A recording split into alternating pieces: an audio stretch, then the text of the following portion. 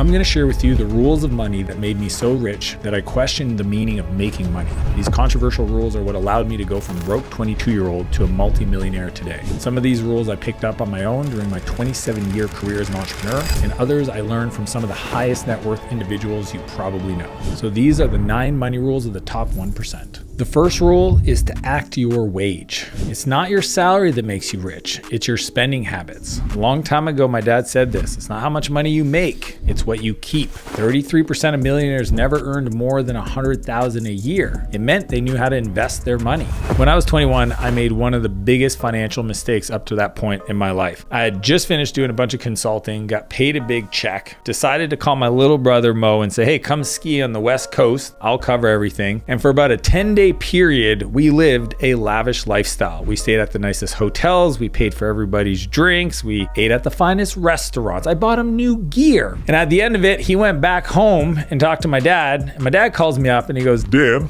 I heard about your trip. Did you put any money aside for taxes? No, I thought that was my money. No, Dan, you got paid that gross. You need to pay taxes. Essentially, half of that money wasn't even mine. And that's the moment I realized I needed some help. So I ended up hiring an accountant and he put me on payroll. And then that way I lived off of what he gave me. The rest of it was being saved in my business account and I didn't get the two confused.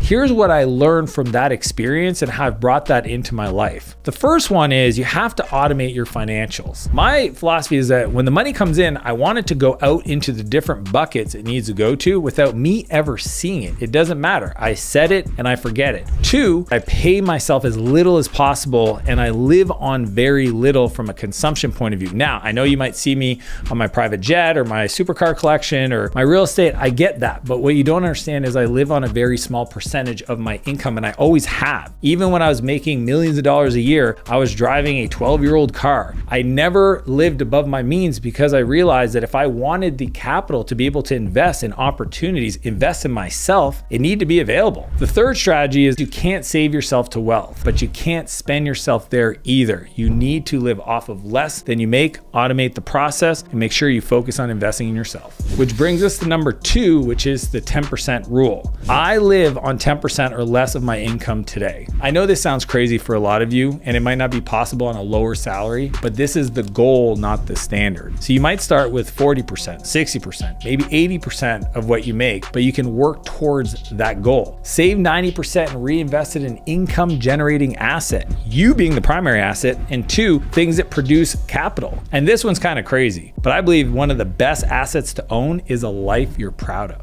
Most people have a scarcity mindset, so they try to live on as little as possible, but then the surplus, they don't do anything with it. So what you want to do instead is learn to live off very little, start accumulating, and then decide at what level you're going to start investing in other things, which is what we're going to talk about next. Which brings us to number 3, which is to prioritize investments. Here's a controversial belief.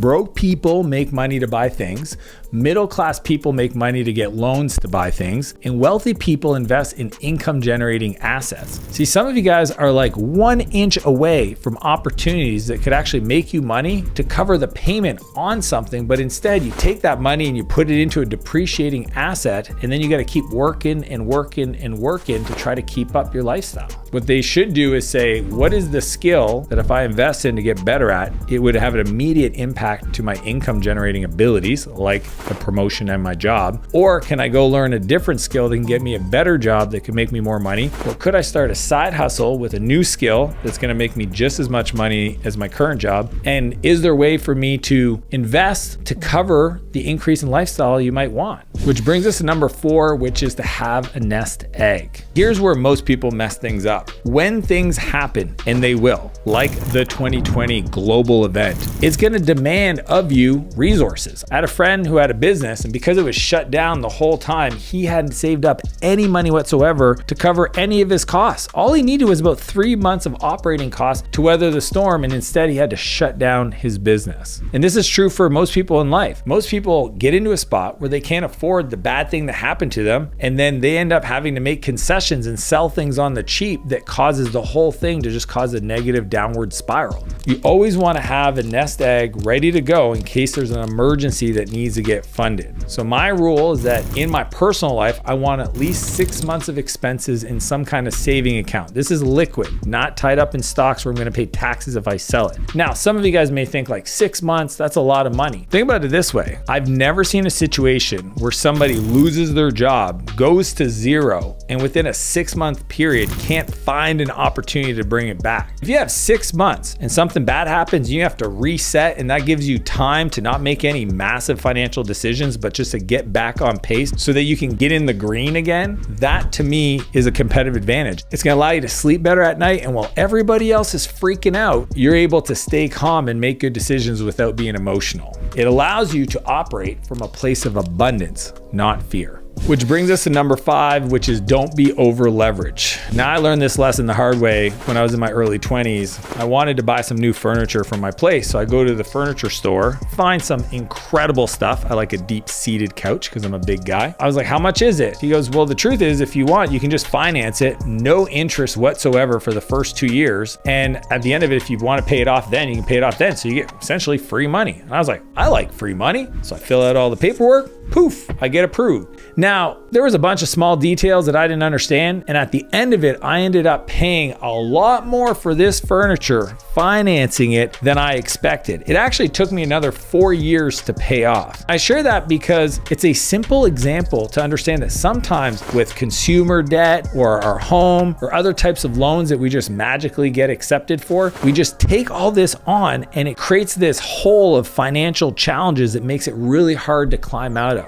So you need to understand a few things about how the money world works. The bank makes most of their money on collecting debt, especially if you end up converting into a high interest rate scenario. Here's what's crazy. 47% of people hold credit card debt month to month. It just rolls over. And the interest rate they're paying on average is 22%. If you're borrowing for a lifestyle that you can't afford, then you're just delaying the ability to create real wealth. If you can't afford it, go make more money to get it. Which brings us to number 6, which is invest in your skill set. When I was in my early 20s, out of desperation, I read a book and I decided to hire a business coach. His name was Bob, and I barely had any money to pay him. I had 2 months, but it was an annual commitment. And I figured, well, if Bob's good enough, he'll teach me some stuff to be able to pay him month 3, 4, and onward. And in that first year working with Bob, I did almost $1 million in income in that business. And I share that because prior to that, spending any money on me wasn't even a consideration. I barely was willing to buy books. I didn't feel like I deserved it. I didn't feel like I was worthy. I was worried that I wouldn't learn. I would be worried that I would waste my money.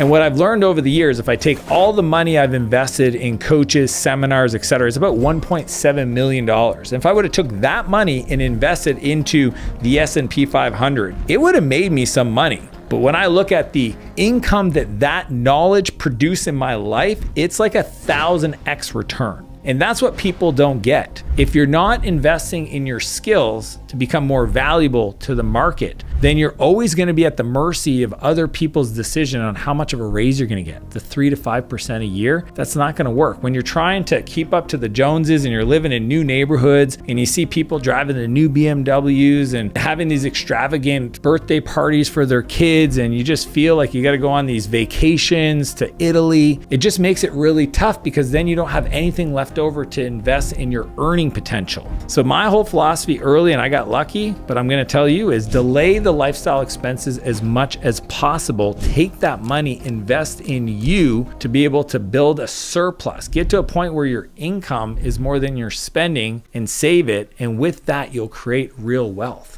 Which brings us to number 7, which is know your risk return. There's this fun quote that says, when somebody with money meets somebody with experience, the person with experience ends up with the money and the person with the money ends up with the experience. That's been my reality. What I've seen is most people get persuaded by people they love getting excited about an opportunity. They don't have anything better going on in their life, so they're like, oh, I don't want to miss this opportunity, so I'll invest. See, when you invest or do things outside of your area of competency, you're putting the whole thing at risk. For you to understand risk and investment, I want to show you the risk investment quadrant. So you have risk on the side and return potential on the bottom. Then I want you to place all your opportunities in one of the 4 boxes. Bitcoin would probably be in the high risk, high return. Then you got index funds, low risk, low return. Then you've got low returns, high risk. Now that's a trick question because you shouldn't have anything in that box. And then buying a business or real estate with value add, that's low risk, high return. What you want to do is maximize your investment in the bottom right box.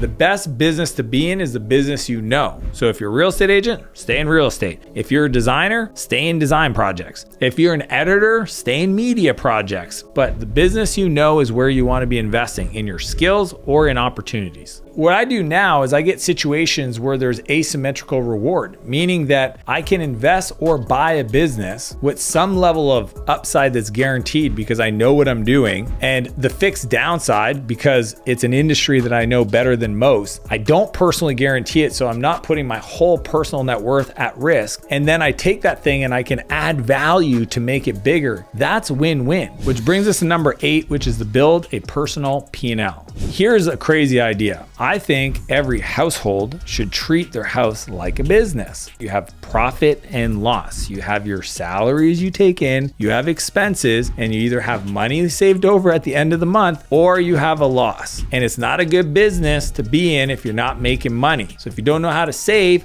fix it. A lot of people don't want to manage their money because they're worried to find out what the numbers actually say. And the truth is that if you put your head in the sand, it doesn't make it better. Not being good with numbers is not a reason not to know where you're at. What's crazy is that this concept also applies to really wealthy people. I had a friend, Manny, he had a very big business. He was making tens of millions a year. And he used to tell me, I just want a simple life. And I go, why is that? He goes, I just don't want too many things to manage. Okay, well, can I offer you some suggestions? Yeah, what's that? Well, if you want all this other stuff, multiple homes and vehicles and boats and all that, why don't you just hire somebody to manage it all? Like, why are you managing it yourself? And he's like, well, I don't know. What, I should have somebody manage it? Do you have somebody manage your stuff at work? Yes, perfect. You bring it to your home. That's what I do. I have a house manager. She's responsible for all the things that are my responsibility or my wife's. And because of that, there's no stress. You can hire somebody to own and manage your stuff so that you don't have to be a burden of it. I think if you have possessions and you're a prisoner of those possessions, it doesn't matter if you have a little bit of money or a lot of money. If having nice things stress you out, you are a prisoner to those nice things. You're a prisoner to your possessions. But what I discovered talking to my wealthy friends, and this is a big secret, is the wealthiest people aren't managing their own estates. They have estate managers. They have people that run their personal life just like a business. How do you do that? You have a P&L. You have your income, you have your expenses, you create budgets. You do the same thing you would in a business, you just do it with your personal stuff. Some people call it a family office, right? Where you have a team of folks, maybe your wealth managers, your accountants, your legal team, and they sit down and they review your investments, your decisions, and make sure that everything is working as best it can to avoid the amount of taxes you're paying, to make sure you have the right insurance coverage, to make sure your portfolio is well balanced. Which brings us to number 9, which is money is a tool, not the goal. The goal of life is not to just have a lot of money. It's to use that as a resource to create, to expand, to serve other people. I know some people that are so poor, all they have is money. They don't have relationships. They don't have opportunities. They haven't grown. That's why I drifted for 2 years. I didn't expand. I wasn't learning things. I wasn't trying to create in this world. It doesn't matter if you have $1 million or $100 million. It's who you get to become in the process. That journey of creating wealth is really about doing the work on you. If money is just a store of value and like a battery, it needs to be put to work. If not, it's not useful. If you don't use it to help other people and you're just helping yourself, it's gonna feel lonely. The point is use the money to buy you time so that you can invest it in yourself to become more valuable, so you can reinvest it in making more money to buy more time to become more. And focus doing work on projects that light you up. It's why I wrote my book, Buy Back Your Time. Everything's in there. If you don't focus on becoming more, then the world is harder. When you can get to a place, regardless of how much money you have, where no matter what happens to you, you can be happy that it's not about the possessions, it's not about the money in your bank account, that's special. And it requires you to go ahead and do the work. It requires you to get better. If you like these 9 money rules and want 21 more principles of the top 1%, click the link and I'll see you on the other side.